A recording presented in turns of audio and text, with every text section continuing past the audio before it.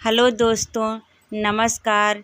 जो हाथरस में दर्द भरी घटना हुई है, मैं उस पर एक गीत लिखी हूँ। आप लोगों को वीडियो अच्छा लगे तो वीडियो को लाइक करें, शेयर करें और ज़्यादा से ज़्यादा सपोर्ट करें। और चैनल पे नए हैं तो चैनल को सब्सक्राइब करें। धन्यवाद। भइले कितना बड़ा दुर्घटना हाथरस में, बाबा के सत्संग में ना। भइले कितना बड़ा दुर्घटना हाथरस में, बाबा के सत्संग में ना। छोड़े पुलिस की नौकरिया, भैले बाबा जी पुजरिया। छोड़े पुलिस के नौकरिया, भैले बाबा जी पुजरिया। जागल विश्वास भक्तों के मन में, बाबा के सत्संग में ना। जागल विश्वास भक्तों के मन में, बाबा के सत्संग में ना। भइले कितना बड़ा दुर्घटना हाथरस में, बाबा के सत्संग में ना। भइले कितना बड़ा दुर्घटना हाथरस में, बाबा के सत्संग में ना।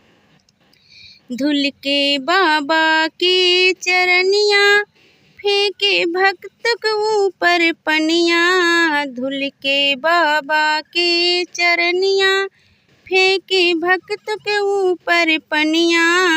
दौड़ पड़ी सब लोग लेने जलना, बाबा के सत्संग में ना। दौड़ पड़े सब लोग लेने जलना, बाबा के सत्संग में ना। भइले कितना बड़ा दुर्घटना हाथरस में, बाबा के सत्संग में ना। भइले कितना बड़ा दुर्घटना हाथरस में, बाबा के सत्संग में ना। लागल भीड़ बड़ी भारी, जुटल सब नर नारी। लागल पंडाल बड़ा भारी, जुटल सब नर नारी। कावन जादू चलाए भक्तों के मन में, बाबा के सत्संग में ना।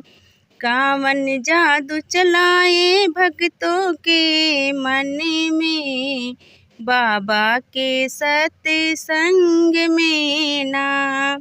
भइले कितना बड़ा दुर्घटना हाथरस में, बाबा के सत्संग में ना।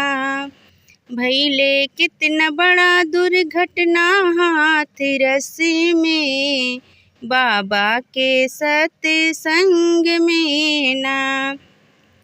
पहिन के ऐसन सूट बूट, बनले पाखंडी और झूठ। पहिन के ऐसन सूट बूट, बनले पाखंडी और झूठ। कितना जन्म चला गए एक ही छड़ में, बाबा के सत्संग में ना। कितना जन्म चला गईल एक ही छड़ में, बाबा के सत्संग में ना। भइले कितना बड़ा दुर्घटना हाथरस में, बाबा के सत्संग में ना।